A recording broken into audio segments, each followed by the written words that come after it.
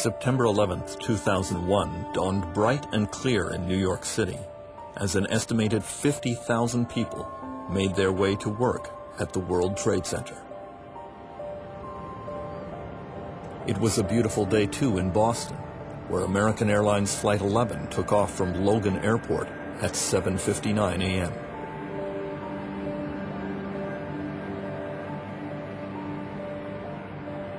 United Airlines Flight 175 took off from the same airport just 15 minutes later. At that exact moment, 8:14 a.m., the Al-Qaeda hijackers took control of the first plane, American 11. The first notification of the hijacking came from flight attendant Betty Ong, who phoned in the news to American Airlines at 8:19. Okay, my name is Betty Ong. I'm number 3 on flight 11.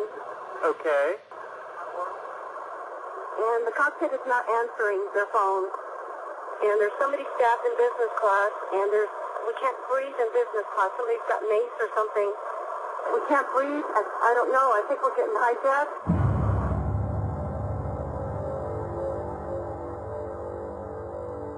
On September 11th, the United States had a series of protocols for how to handle an airplane hijacking and involved the U.S. military. The system failed at almost every turn. Here was the first failure. The U.S. military would not hear about this hijacking for 18 crucial minutes. Civilian air traffic controllers found out about the hijacking when they first heard the voice of Al-Qaeda pilot Mohammed Atta in control of American 11 at 8:24 a.m.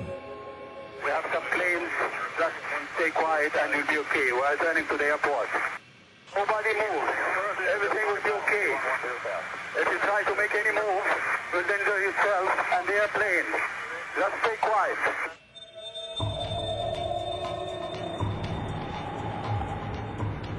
At 8:27 a.m., American 11 made a sharp turn to the south, heading for New York City. It took another 10 minutes before air traffic controllers in Boston finally notified the military. The Northeast Air Defense Sector in Rome, New York, happened to be in the middle of an exercise. Hi, Boston Center, Team U. We have a problem here. We have a hijacked aircraft headed towards New York, and we need we need someone to scramble some F-16s or something up there to help us out. Is this real world or exercise? No, this is not an exercise, not a test. The U.S. military immediately called on the nearest fighter pilots to help out. At Otis Air Force Base in Cape Cod, Timothy Duffy and Daniel Nash were on call. We got a phone call at 8:37, gave us a heads up that there was a possible hijacking. I had a radio or brick in my pocket, so I said Alpha Kilo 1 and 2 suit up. So that was for me and Nasty to go throw on our G suits and grab our helmets and harnesses and all that.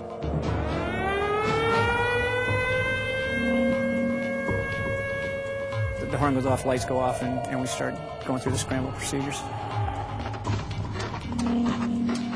It took several key minutes for the pilots to get into their jets. On the tarmac, a supervisor briefed them on the target. He filled me in on where we were as far as the American flight, in a 767 on its way to California. It was a suspected hijack, and he said, looks like the real thing, go.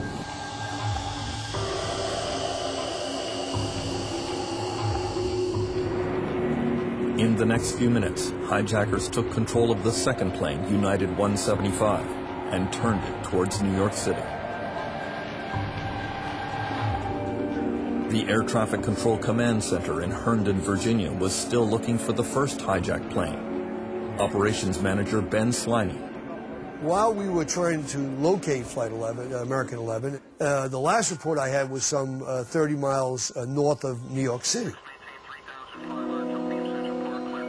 New York Center was asking planes to look for it and couldn't see it, and I figured we'd try to get the people on the ground, the towers in the area, the police departments, anyone we could get to give us some information on where this flight was.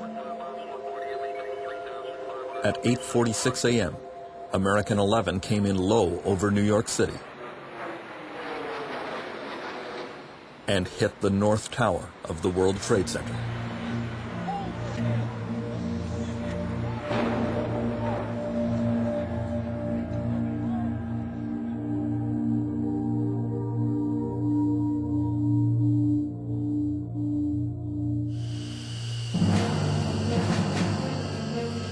the fighter jets from Otis Air Force Base were not even in the area. They were only able to take off 7 minutes later.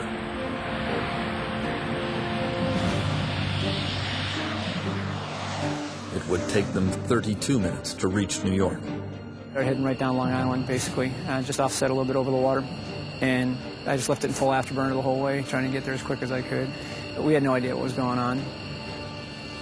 Just in, you were looking at obviously a very disturbing live shot there. That is the World Trade Center, and we have unconfirmed reports this morning that a plane has crashed into one of the towers of the World Trade Center. CNN Center right now is just 3 minutes after impact.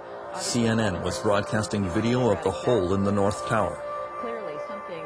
There was speculation it was a small private aircraft. The south end of the island of Manhattan. No small plane would bounce off that building, and you know, those buildings are just not in any flight path.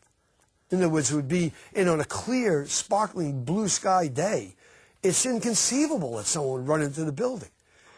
My eyes are seeing one thing, and my brain is saying, well, that can't be true.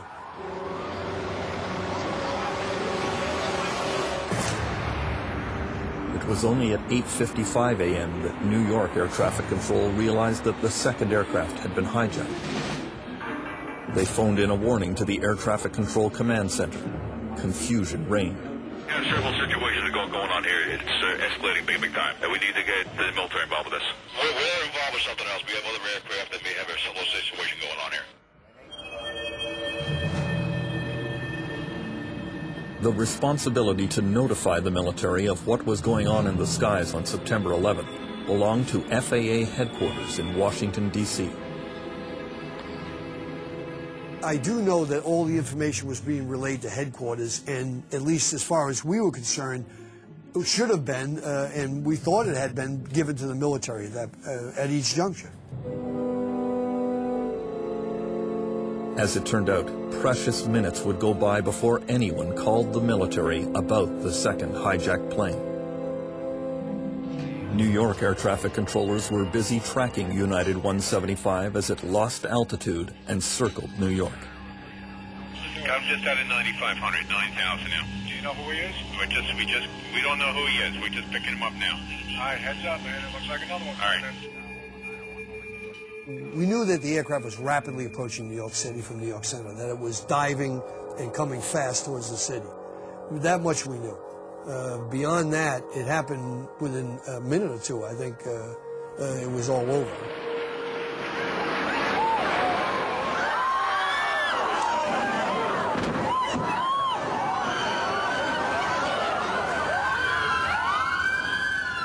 The military only learned about the second hijacked aircraft at the very moment it crashed into the south tower of the World Trade Center at 9:03 a.m. The nearest jet fighters were still a long way off. I guess we were probably about 60 miles out, 70 miles out from Manhattan, and that's when they came back and said the second aircraft just hit the World Trade Center. Obviously, that was a shock to me because I thought there was only one. There wasn't a cloud in the sky, and it was probably better than 100 miles visibility, so from where we were, you could see everything very, very clearly. You could see both buildings burning.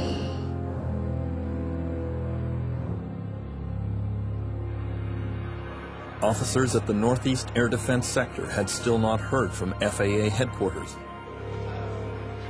At 9:08 a.m., Mission Crew Commander Kevin Nasipany began improvising the air defense of North America. This is what I foresee that we probably need to do. We need to talk to FAA. We need to tell them if this stuff's going to keep on going, we need to take those fighters, put them over Manhattan. That's the best thing. That's the best play right now. There are a lot of things going through my mind, whether I was going to have to force aircraft down, was I going to have to shoot it down. My whole goal is to stop what was happening. People lose track of how much chaos there was. We were in a situation that was just a mess, you know, and we were trying to get our arms around it a little bit. The chaos on 9/11 was not just in the sky. Some of the worst confusion was around the president.